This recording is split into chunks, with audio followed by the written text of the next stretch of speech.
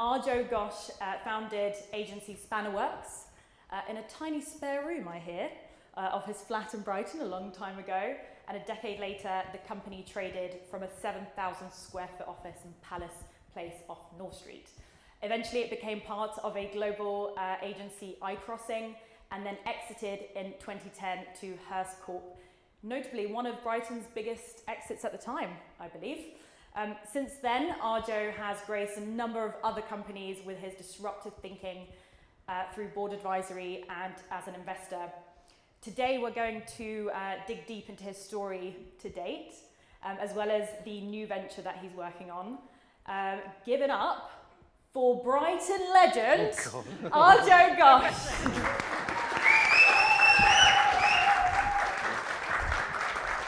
Thank you. What an intro.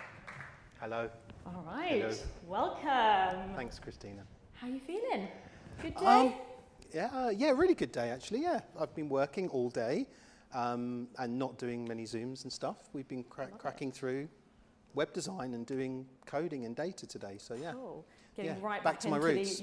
I'm really excited to talk about that. Yeah. So, going back to your roots, the first thing I really want to start with is telling people who you are and where you've come from. So I really want to go right back to the beginning. Where were you raised? Where did you live? What was it like? Talk to us about your childhood, Arjo. This is funny because doing a gig in your own town is quite an intimate thing, right? And Brighton is real and everyone knows everyone. So I feel like this is quite I don't talk about these things very often. My father was Indian, of Indian descent, in the UK, came as a chartered accountant or to study chartered accountancy. And my parents split up and I ended up in a really kind of vibrant hippie community in London so I was born 68, so it was early 70s, 71, 72. And that community were really wired into actually, say, the Body Shop in Brighton, Neal's Yard in Covent Garden, a lot of the big kind of community-based businesses that turned into whole food, warehouses or suppliers. Lots of different businesses. Neal's Yard Remedies, when I left home, I went and lived in Romy's house, who founded Neal's Yard Remedies. And there was a whole sort of diaspora that came out of that scene. And that's what I grew up in, basically, until I left home. Wow. Yeah. Okay, and what about education? Where did you go to school? What did you study as you grew up? So that scene was very cool because as a kid, we did what we really wanted. And so the growing up and education piece was fabulous because we went to free schools, which were set up by parents. Yeah, so I've heard about it. So what is a free school? So the free school that I went to, called Kirkdale, which was in South London, was a school set up by some parents who believed in a different form of education without rules, an education without curriculum, an education driven by the children, an education based on self-responsibility, and really no boundaries. So sounds chaotic. it was very chaotic. It was extremely chaotic, and it was formative, but it was also quite scary. If you weren't a strong character, the kids ran the school, and so Lord of the Flies kind of comes to mind at times. Right. What was who were you at school? Which role did you I play? had an uncontrollable energy. I was pretty disruptive. I was uncomfortable in the way I asserted myself. I was wild. I mean, it was just, there was no boundaries, right? So as a kid then, I think it probably was interesting, but I needed a bit more boundaries than that. And then my secondary school, I did the opposite and went to inner city comprehensive in Peckham. Oh, wow. Which was the opposite. Big change. Yeah, it was a big change. What you needed, maybe. Yeah, it was what I needed. Yeah, Cool. It was good. So do you think that kind of school and that kind of education formed who you became and what kind of work you went into? I think that scene that I see so many parallels with today in kind of what we talk about a lot of things like sustainability or being responsible for yourself. If you look back into the 60s and 70s, all these themes came out of that revolution. And so being responsible for yourself and having a sustainable life, all the people around me and the adults around me, they built their own things. When we went to festivals, we did our own food stores. I mean, my first trading business as a kid, was selling food at Glastonbury, Hood Fair, Elephant Fair. I was 8 years old, 9 years old, but we would go around and we would take food to people and sell it. That was just what you did, you know, and all my first toys were made for me out of wood and stuff, you know. It's like, you made that toy, wow, that's kind of cool. But now you look now and you go, oh, all these things are kind of happening and valued very highly now. Then it was a counterculture. Yeah. Now it's kind of mainstream. It doesn't feel counterculture to say sustainability. Yeah. But then it was definitely counterculture. That's so interesting. Did you, so we won't stay too long on the whole childhood thing, but Yeah, so sure. interesting. Yeah. So were there other groups that you became friends with that didn't come from that kind of culture, and was it? Because I presume obviously not everybody was like that. It's saying in the 60s it was like that, but it was clearly where, you know, the kind of culture you grew up in. When you grow up with long hair and sandals and you go to school without shoes on, you get characterised as something, right, by the other kids. And I did that when I went to a secondary school in Peckham. I literally went on a school trip with no shoes. Now, this was a rough school, and so, yeah, of course I made friends and stuff, sure, you do, but I was always characterised as someone very different. And that was good, but very stressful when you're young as well. I mean, it was just who I was, so I just did it. So, yeah, so coming out of that, the diaspora from that whole community of people, as I say, they set up things like Infinity and Neil Judd Remedies, and there was a whole network of people that I sort of stayed in touch with all the way through, and so that was really good, yeah. Great, okay. So so your first work experience was selling food at festivals? Yeah. And then what was your kind of that was your first taste of entrepreneurship, I guess. What was your first, did you have a job at any point? You went straight into entrepreneurship? I started a little gardening business and I employed 4 of my friends, and wow, we did gardening, and I was 14, 15. Okay. So we did that for a while. I think it was 1 summer it lasted, and the first stuff we did all fell apart and blew down, and you know, it was interesting and it was worth doing. But that's what kind of kids do that still now, don't they? They put those little stalls out in front of their house and sell their stuff. They love that. If you ever see that, you've got to buy something, haven't you? Online now, probably. Okay, all right, yeah, you've got Depop and all the rest of it. Yeah, that was the first stuff I did. Okay. Yeah. And then what happened between then and you starting iCrossing? So I worked for a company in London called Neil's Yard, which was a Neil's Yard desktop publishing studio, which was a graphic design studio based in Neil's Yard in Covent Garden, if you know it. And we did design work and provided technology kind of services for all the graphic design community, Soho, Central London, Covent Garden area. So that was really, really interesting because it exposed me to that world of creativity, but also where technology comes in, because if you're going to publish something, we had poets come in that were publishing their first ever book, with lots of writers, in fact, because the desktop publishing and Apple revolution obviously democratized so much of that sort of means of getting your story out. And then we had a connection to the internet across a couple of roofs, a shared cable, and that's the first bit of the internet that I saw. And that was where it started to get interesting, I guess. Yeah. And so iCrossing kind of stemmed from this? That company got taken over, and it was my first real experience of sort of, if you like, having a very difficult work environment where you've got people come in and buy your company or buy the company you're in, and you've got to adapt to that. And I didn't adapt. I mean, I just didn't adapt. I've never been very employable. I've always been difficult to work with, I think. And so I had to leave that place pretty quick. And I moved to Brighton and set up my little freelance thing, which I called Spannerworks. And then we grew that pretty quickly. Yeah. Okay, yeah. Cool. And so when you set it up, did you set out to grow this big company, or were you kind of just doing what you loved? What was your vision for it initially? I just felt the internet was just going to be, it was a home of all that counterculture as well. It felt like a place where you could be anything and do anything and disrupt stuff, but you didn't quite know what you were going to disrupt. Now it's, again, mainstream. It's a tool that we all use, but then it felt like a kind of key to a bit of a hidden world, and a way that actually we're going to change marketing forever. We're going to change the way that people communicate forever. And it felt like it was going to be absolutely huge. Yeah. And coding and coding was the language that we all had, right? So that was the kind of secret code. If you could code, then you understood what was going on. Yeah. If you couldn't code, you could see it all and consume it, but you didn't understand how it actually worked. And I think that was really formative, just teaching myself how to code, and yeah, that was cool. And that's what you did when you started? Yeah, when I started it, I was building websites, and then I met a few cleverer people than me that could do databases and program proper, if you like, back-end software, and we did some really interesting kind of apps in Java and stuff like that. They weren't even called apps then, but whatever, programs in Java. And yeah, so the whole thing sort of just started to take off, and then Google launched, and all of our skill sets sort of came together. And we realized that there was this, someone had worked out the wiring of the web and how everything related to each other, and it was called Google.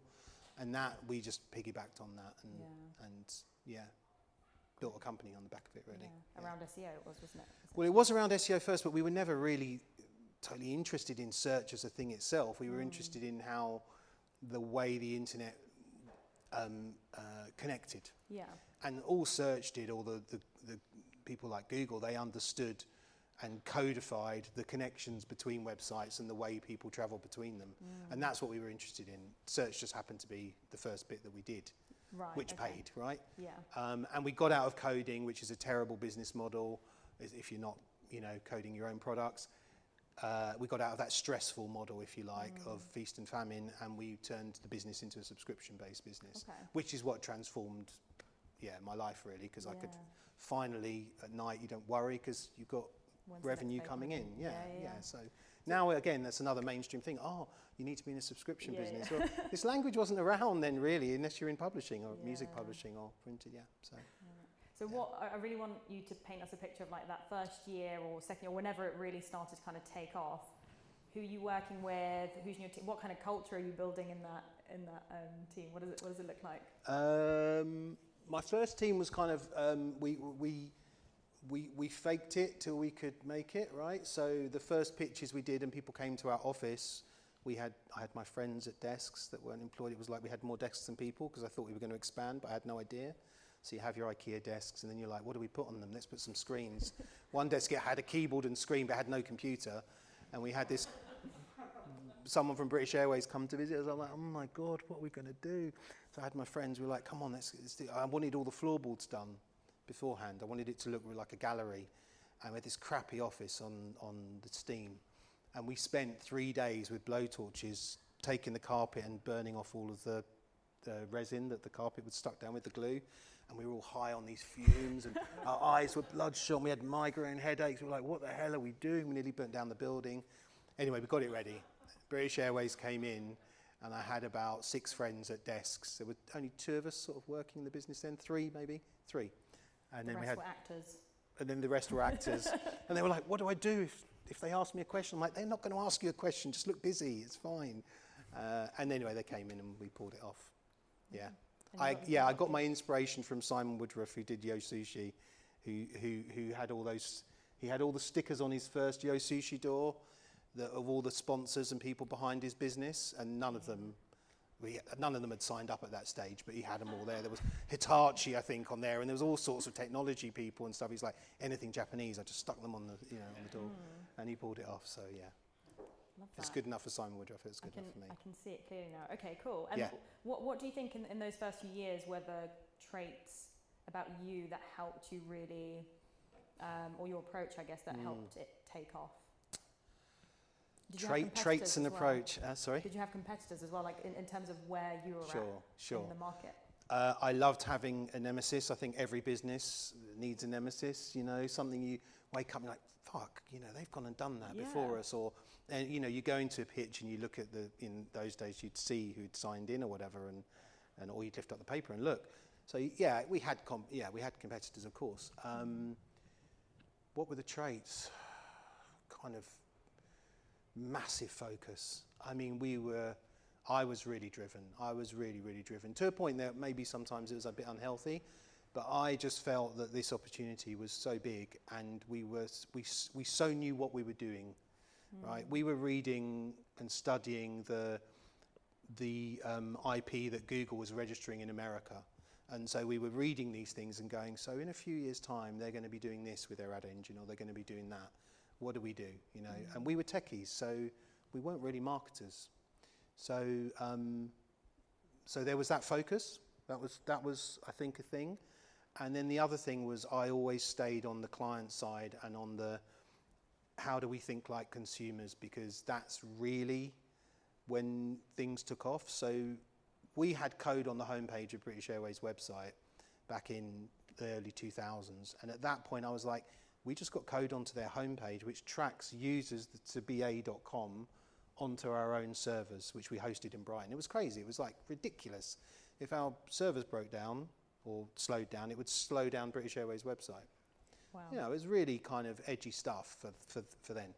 So yeah, I think being really focused, taking a lot of risk and investing into sort of technology. We stayed techie the whole time, right? We never got overly, we never went too deep into creative, which I love, but we never went too deep into it. And that maybe helped us. Cool. Okay. Yeah. And as the company grew, I mean, it would be great to get an idea of how kind of fast it grew in terms of numbers, I guess, is a great way to look at it. But did you feel yourself transition as a leader, so going from entrepreneur to manager to leader, essentially?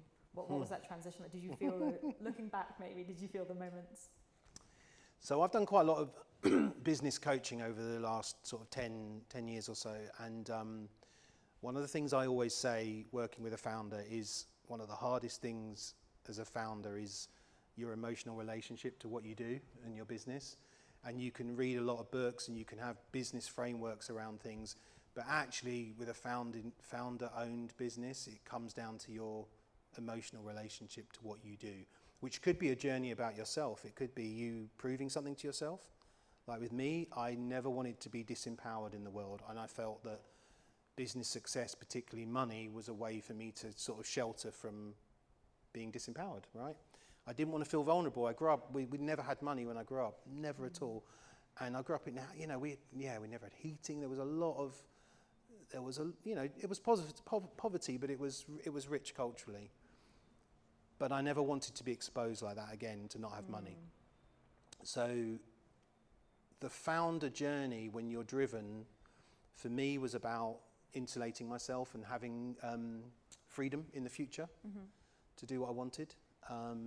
But I think for a lot of founders, there's a deeper emotional reason for what they do and why they do it and how they do it. And I think that's the real key to understanding how founder-owned businesses grow or succeed, whatever the metric is. You know. Wow, okay. So I think it's really deep, actually. I actually think really owning and running your own company, I think, is a really deep endeavour, and I think it touches everyone that does it, and I think it can be very positive and it can be very negative as well. Yeah.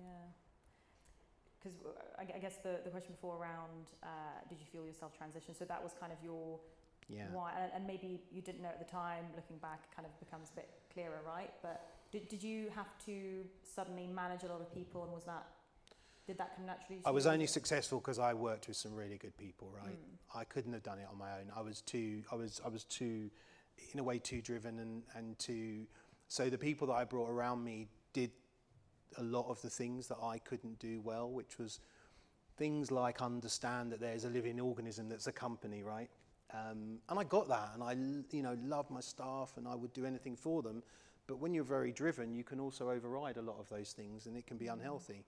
So I think the people around me really understood that, but they understood that I knew what was coming and where we needed to go. So they ushered me into that bit reluctantly, you know, kicking and screaming. But I always insisted on still interviewing every member of staff, even when we had 130 people and we were growing at sort of 5 staff a month. I would say, no, final interview, I still want to meet the person. And then when I finally let go of that, I felt like I'd started to lose my love for the business. Interesting. Okay, because I was just going to ask, like, you said that the people were such a big part of, you know, what helped you get to where you are. Yeah. And I think that's something that a lot of people struggle with. They want to, you know, especially people that are so driven and have really high standards of how they want to do things. And you want to find those people that have that same drive as you, and it can be quite difficult. You know, obviously you interviewed everyone yourself, gave them the Arjo tick. Was there any other kind of things that you can do to attract the right kind of people into your team, would you say? It's funny enough, a couple of us were having a conversation earlier about another place that we worked at had extremely high standards by the founder, and I said, well, working with someone that has high expectation of you is a tough thing, but it's a lot better than having someone that has a low expectation of you. And I think what we did in the early days is we provided a place where we had high expectations of people. And at the time in Brighton, I think had a very London mentality here, and I was still very much a Londoner. I had that mentality where it's like, we're going to do the best we can. We're going to be the best. And I think that attracted people and that kept people, because they did, well, our aim was to give people the best moment in their career while they were with us, Yeah. And so I think we did that. But we were fortunate because the whole market was booming. So when you're doing that, right, you have a lot of luxury to be able to play with those ideas. I think if you're in a much more mature market and every bit of new business is hard to get and your margins are not as good because you're in a much more mature market, then that's a much different environment to have great staff relationships and do all the wonderful things and have amazing away days and spend lots on them and all. That's a different thing. And we're very dominated now, well, we have been, by the whole kind of Google, Silicon Valley, luxury kind of ideas around staffing, because they're software businesses that generate extraordinary margins. And so the staff can be, very invested in. And I'm not saying other companies can't, but that narrative is now across business culture, and it's not easy for all businesses to do the same thing. It's not easy, Yeah. So your business essentially merged or got acquired by iCrossing? Yeah, it was acquired, yeah. It was acquired. Sold, yeah. And then eventually sold to the highest bidder. So how many people were there in the company when that happened? When we bought, so we had 1,300 staff. In Spannerworks? No, in iCrossing as a whole. Right, yeah, cool. And when Spannerworks got? We're about 140, something like that, 130, 140. Cool. Yeah. And so at that point, what was the culture like at iCrossing? It was buzzing. I mean, we made everyone a shareholder before we sold. Okay. And, or through the journey, we'd done that anyway through EMI, even up to someone that joined the sort of day before we sold. And then the next morning, we kind of briefed them all and said what had happened. And the guy that had just joined said, do I get something as well? We said, yeah, you got your shares yesterday, so you got something, So he was thrilled, It was like, this is the best company ever. I joined yesterday. And I was like, God, that's amazing. I felt so good standing up in front of the staff and being able to honour those things. And quite a few people bought their little homes now, which are Airbnb'd on a cottage somewhere.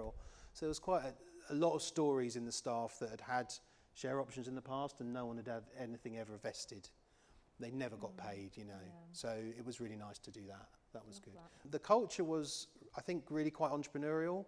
It was very client focused. We really tried to stay close to our clients. We were just working at that stage with lots of global brands, really. And it was hard working, actually. And it was hard work, hard play. It was that successful agency life. I kept my distance to a certain extent as we grew, and tried not to party all the time, not to be in that culture all the time, because it was exhausting, really. Yeah. Cool. And because it was about a decade ago now, are you able to tell us the raw, honest story of the acquisition? What was it really like? What happened? What was it really like? Okay, so I don't know. An acquisition, if any of you've been through them, we chose a company that they happened to offer the highest money, right? That didn't go unnoticed. What, you were looking to sell already? We were looking, so we put ourselves on the market. Okay. So we went to a specialist M&A advisory that does marketing, communications, technology firms. And they handled it. So they did a beauty parade, and we said we didn't want to sell to WPP, and we didn't want to sell. There was a few groups. Omnicom and WPP, we said we don't want to go anywhere near those two. But anyone else, let's talk to them. So they got a list. Along comes at the last minute, yeehaw, American attitude, brilliant, can do, big thinking, swashbuckling, iCrossing founder, a guy called Jeff Herzog, who was amazing, actually. I mean, when he came to Brighton and met with staff, everything would just change in the room. I'm like, what? How does that work? And he just had this incredible charisma, and he got where digital was going and everything. But he was he pushed the boundaries. He went fast, and that was exciting. So we chose them, and from the moment I sold the company, there was a 3-year earn-out for me, and that was probably the toughest 3 years of my life, yeah. So, yeah, it was very tough. The first year we had a really difficult journey through that, because I felt I was the buffer between the new owners and the team that very much had followed me through thick and thin. And I felt like I had to protect their investment too, because they were getting paid over 3 years too, or we got largely cash, but 70% cash and 30% earn-out. So I felt I had to be kind of front and centre for them and let them get on with what they needed to do, but fight the battles behind the scenes. And there was moments where we were close to closing down my own company because of legal stuff, where I was initiating that because we weren't getting paid in the way that I thought we were. Right, okay. So yeah, there was one moment where we had the papers being served, literally in London, on their way to being served, which would have potentially closed the company down. But I wasn't going to let it go by without a fight. Okay. And we got paid, so it was cool. Nice. We got everything in the end. Okay. We even ended up suing, I sound like I sue everyone, don't I? I don't, I really don't. Our solicitors at the time were London corporate and technology solicitors, who are a big firm, and they screwed up on the deal. And my right-hand man at the time, Ray Richards, and I went up to see them during the earn-out and said, there's some numbers that don't add up here, and iCrossing aren't going to pay out on those numbers. And we think you messed up in the reams and reams of contracts and papers. And they had a moment there where they could have said, maybe we did, maybe we didn't, but you need to take independent advice. That's what you're supposed to do in your professional services. And they didn't. They covered it up, basically, or they tried to. Or they evaded the question, I should say, rather than covered it up. They evaded it, and they didn't advise us to go and get advice. So we took legal action against them. So yeah, I had that, and I had a senior partner at Goldman Sachs eyeball me in a meeting saying, you will not get that extra £1 million, and I eyeballed him back and said, we will get that extra £1 million. That's pretty bad. And we got it. Nice. I like it. So yeah, well done. yeah, that was a moment, but it takes chunks out of you, that stuff, you know. It's good to stand up for stuff and just not compromise if you feel you're being wronged. But it takes a lot out of you, even if you succeed and feel like you said it right. Afterwards, you need to recover from that stuff. Yeah. So when was the moment for you that was like, okay, we've done it, success? Was it after you got acquired by iCrossing, or was it when Hearst Corp, or when you exited after the 3 years, essentially? So there was a few moments. I mean, we took a big office on Black Lion Street, as I think you said, not Palace Place, but Black Lion Street, above the old Jamie Oliver's, the building there. And we had 2 floors and a big roof terrace. It was lovely. And I took that out and got iCrossing US to more or less fund it, because I didn't want them to come and move the business to London. Right, okay. And I felt like having the HQ here would be important. We had an office in London at the time. So the few moments where I felt, was the question I felt where it succeeded? Like it was done. Yeah, so that was good. That was a moment. I felt like we'd secured a bit of longevity, at least in Brighton. iCrossing still operates from London and Brighton in the UK, so that was good. I checked my bank balance at an ATM on the night of the deal, or the next morning, I should say. It takes about 3 days. 3 days later for the money to come through. And that was good. That was a moment. I mean, that's a huge moment in your life, you know. The slip came out and I looked at it and said, shit, that's real money, you know. Did you quickly take some cash out? I didn't get any cash out. No, I didn't. Why didn't I? I don't know. I didn't want to spend it at that time. I didn't think it was real. Well, when did we, I guess, selling to Hearst was really important for me, because Hearst Corporation, who own loads of magazines, radio stations, they run some TV stations in the US, they are a family trust. And the Hearst company have bought hundreds of businesses over 200 years, 150 years, and they've never sold one. So iCrossing wasn't going into an ad group that was a publicly limited or a listed company. It was going into a family trust, and I thought that was really interesting. I didn't have the final say on that at all, because iCrossing decided it was that, but I was really supportive of it, and I felt proud about that, you know, that iCrossing is still going and they're still not in a PLC, you know, they can still largely do what they want. That's really cool. Love that. And so just going back a little bit, obviously it sounds like, obviously you had great success, and it sounds like it all kind of just grew progressively and everything went well, except for that, you know, the eyeball. There must have been some really bad moments and some difficult moments. What was your worst, the one that you're like, you know, the most stressful time? Go back there. It was all stressful. What was the most stressful time? I had a really, you know, who I worked with at the time, my right-hand people, which was essentially my exec team then, you know, we went through a lot on that earn-out, and it was very, very difficult. And it was difficult for me because I'd never been through anything like that before. And it was difficult for them because I'd never been through anything like that before. But also, there were new owners, right? When you sell your company, but you're still running it, you're no longer the owner of those shares and that company, right? There's someone else that owns that.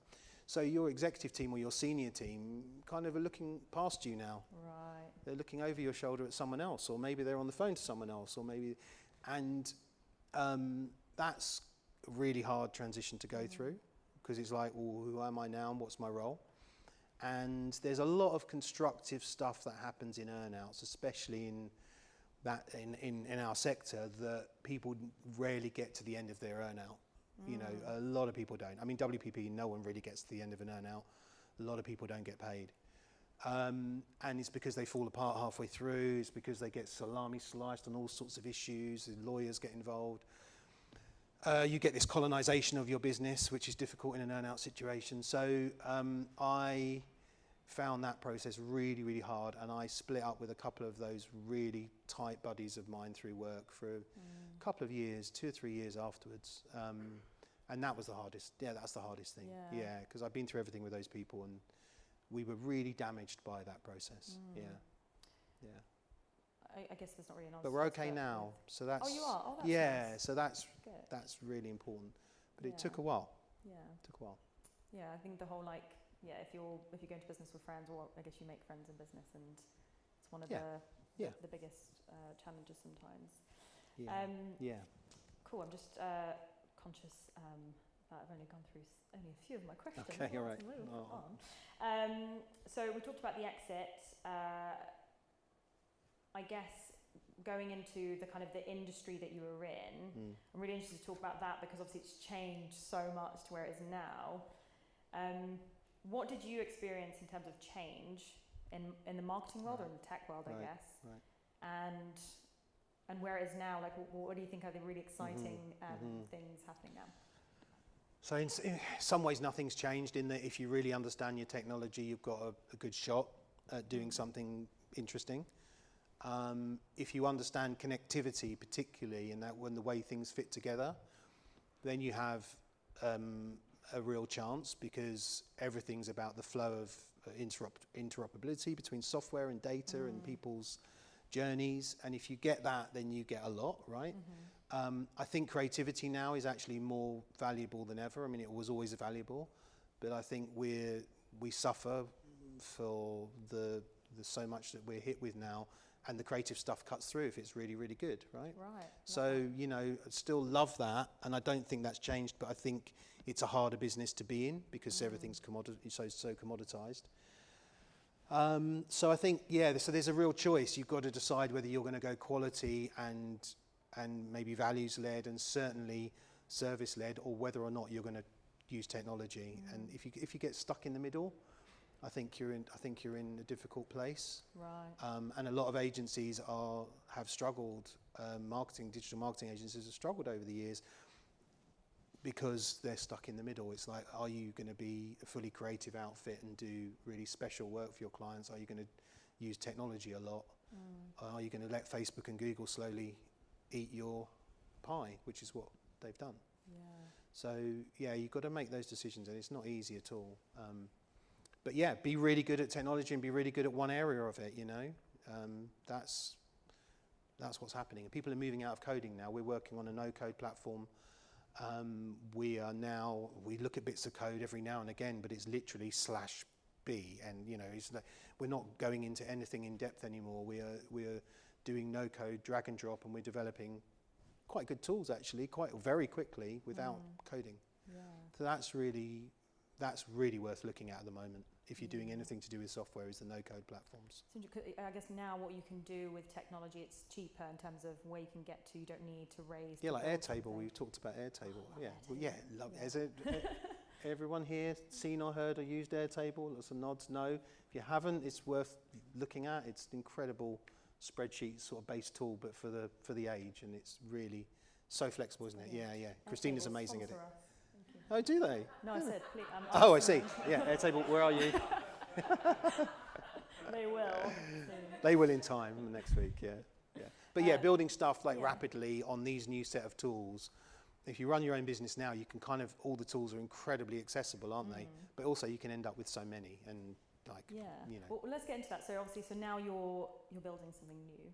We're going to skip the middle bit for a bit and we're going to go into that. Yeah. So I really want to talk about that. So you've decided to start a new venture. You've been working on it behind the scenes for, is it a couple of years? Yeah, 2 years, 2.5 years actually. Tell 2 us years, yeah. briefly about what it is or what you're hoping to do with it. So all that happened is a friend of mine convinced me to think about electric cars, and I thought, I've been a big petrol head and I've been into cars for many years. And so I thought, okay, let's go and have a look at this stuff and see what's behind it. And I went to this show and it felt like the internet did in 1999, basically. And the potential for a mind shift in kind of consumers' minds is the bit that I'm excited about, as I was back then. And so I bought an electric car and I started looking into the whole area, and we started just doing research really at first. And we first of all started building a really complicated app, but through COVID, like it delayed it a year, and we just carried on building stuff, right? So I broke every rule that you'd normally advise other people not to do, which is, you know, be feature-led, carry on building out, don't check in with who your users are, not be even clear who they are, you know, not do proper sort of user research or customer research. We didn't really prototype quick enough. We carried on building things for a while. So the first year we made lots of mistakes, but we learned loads, right, as they say. And now we set up a company called Electric together. And we built an app or some apps out on a site called EV Toolkit, which is now really just in the last week or two starting to go great guns. We've had 2 government departments ring us up in the last week, asking us for meetings. And funnily enough, the week before that, I said to a couple of the guys, we want to build something that when other people look at, they think, oh, these guys have sussed that already. Why don't we just call them instead of trying to build that themselves? And then we got these phone calls. So that was really nice, you know. So yeah, we're building out on this no-code platform, and we're rapidly kind of coming up with ideas, and we're doing it ourselves. You know, I'm writing FAQs and tagging stuff and Airtable, and really hands-on. It's really enjoyable. And you're loving it. Yeah, I'm loving it. Yeah, it's really exciting to start a company up, but I don't want to grow a big company. Okay. I'd love it to be technology and few people, because then it just feels like less onerous. I don't know if that's just a fantasy, but yeah, I don't want to build anything of any great scale anymore. I just want to build something that's maybe influential and maybe gets people thinking in a different way, which is maybe where technology can be used. Interesting. So you're kind of, when you talked about your why last time and now your why, do you think it's quite different in terms of what's driving you to grow this business? I think I'm just driven by a need to stay working in technology, using data and seeing, there's so much that's done bad, isn't there? There's so much stuff that's crappy out there. There's so much bad software. It's like, don't add anything worse out there, and connect the things up that are already there. Don't think you're going to be the kind of originator of everything. That's just clearly not true.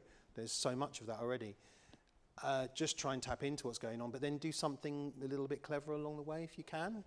That's what motivates me. I don't think it's anything. I think it's just that. Or just like playing around with technology until you accidentally come across something that kind of works. Well, so people can access that now, right? Electric together. EV Toolkit you can access now. Yeah. Cool. And so you're also quite involved in the city. Well, you have been over the last 10 years in terms of vice chair of the Sussex University Council. Are you still doing that? No, not anymore. No, I did 9 years of that. trustee of a local charity, and that's Audioactive, I'm co-chair of Audioactive, yeah. Yeah, so you do quite a few. I'm a director at Platform 9, as you know. Course. Yeah. Yes, non-exec at Platform 9. Yeah. Woo. So obviously you're doing quite a few different things. What was the motivation, I guess, behind doing that? Was it giving back? Was it you wanted to kind of stay involved in different things because they're all a little bit different as well? The thing that gives me, I mean, interestingly, when Seb started Platform 9, I saw the spreadsheets initially, and some of the guys from the accountancy firm are here tonight that we were just reminiscing about Seb's early plans. And what excited me about this company was seeing some plans and seeing them come to fruition in a way that, you know, look at this space. We haven't invested into spaces like this in the city that often. So that was a really cool thing. But with Audioactive, which is a youth music charity locally, if you don't know it, check it out. It's an incredible organisation that works with the hardest to reach youth communities in Sussex, mainly along the coast. We've just got keys to a building in Worthing, so we'll be opening a centre there soon. But it's all spoken word, rap, grime, hip hop, whatever. The interesting thing there is I've got back into coaching and mentoring young people that are working in those areas, but are trying to create businesses and organisations around them. So I've just been doing some work with the Roundhouse in the last week with a young guy there who's building the next Jay-Z empire or whatever it's going to be, and it's been amazing. Yeah. And I can't help him enough. I'm like, you know, if you need more of my time, I love it, because there's this, you know, creativity and need for a bit of help. Yeah. And it's easy, you know, it's easy to help someone like that. It's they've got to do the hard work. That's lovely. Yeah. So. And you've also made some investments, right, since you exited. Yeah. One of them being quite a notable large exit recently. But Brandwatch, yeah. Brandwatch was good, really good. Yes, very good. So Brandwatch, I didn't have any money when Brandwatch was raising its first round, and my wife had just sold a flat and had a little bit of profit out of selling the flat, and I said, put that money into Brandwatch. You know, that's what I think we should do, or you should do. And it took her 10, 12 years to get the money back, and she never believed it would come back, but it did. Yeah. So yeah, no, Brandwatch was really cool. Yeah, that was a great investment. I've had bad investments. I invested into a friend's jewellery business. We tried to take that online, and we completely screwed it up. And yeah, lots of other things. Yeah, crypto at the moment is interesting. Yeah. All right. Yeah. We won't get into that too much. Yeah, that's another story. Yeah, another night. Yeah. Great. And what are you most excited about right now? As you've got Electric together. Is there anything just in general in the market? Is there anything that you're super excited about that you think is going to be the next big thing? Yeah, it's crypto. Crypto. Yeah. Right, so we can't. Yeah, we can't avoid it. And cool. Funnily enough, Cameron and I were having a chat about this tonight. It's not the fact that you can make some money or lose some money, or it's a casino or any of that. It's nothing. It's none of that. It's that you can see the future wiring of potentially how institutions, currencies, banks, insurance companies, contracts, intellectual property rights for music, for any creative endeavour. You can see the future wiring for all of that, and we've never really had a framework like it before. It's been dominated by lawyers and by bankers and by whatever. And that is amazing. And when you hear that some of the biggest artists are getting together and they're invested into the next Spotify, which will be on the blockchain, and the artists will own everything through to all the royalties, all the revenue that comes from that. And you can imagine they'll build in a whole series of things within that, NFTs, and that ecosystem is already being built on the blockchain right now. So it is daunting, but it is about the most exciting thing I've ever seen. It's extraordinary, yeah. Great. Definitely, yeah, equal to the internet exploding, yeah. Okay. But it's sort of it's a weird thing. It's like living in two worlds. There's the matrix of the world of crypto and all this stuff being built out, all these apps being built at the moment that will change our lives, but we don't really see them yet. See what happens. Very interesting. We will. And one final question before we go over to the audience for questions. I don't want to ask you that typical thing of, you know, what's your one bit of advice for entrepreneurs? But you have quite a different. I've known you for a little while now, and you've got quite a different way of thinking, and you're quite a challenger, which is great to have around in a business. But I wanted to ask you, what do you think entrepreneurs these days aren't doing enough? Oh God. Oh. Whether it's mindset or, I mean, obviously it's quite a generic question, but Sounds a bit judgy. That if I don't know is the answer. I don't know what. It's a bit too generic. I think. Or what do you think entrepreneurs should do more of that drives people to success? That maybe. So most entrepreneurs that I've met and worked with and know, we're talking about people that have founded their own businesses and grown them, or are growing them, or have got success in another way. Doesn't always have to be growth. Kindness to yourself. It's bloody hard, right? Even if it's a tiny business, it's really hard. It doesn't get harder because it's bigger, but your responsibilities, you might feel them more. But I think kindness to yourself is what I've learned more and more. And I wish I'd been kinder to myself in the early years, because I was brutal to myself, and therefore I was brutal to other people too. So yeah, I think we see a lot more of that now, right? We're seeing that much more as a positive conversation that goes on, and it's almost expected or accepted when it happens. I don't know if it was in 97, 98, 99. It was still, careers advice was still, you're going to get a job somewhere, right? There wasn't that belief that we could all just start our own business with some few tools and a few subscriptions to Slack or whatever. Yeah. Wasn't there. Love that. Brilliant answer to a very vague question. Thank you, Arjo. Okay. Arjo, thanks so much for being so open and sharing all the details of your story. You are a huge inspiration to me and to many people in Brighton, I'm sure. Thank you so much. Please give Arjo a big round of applause. Thank you.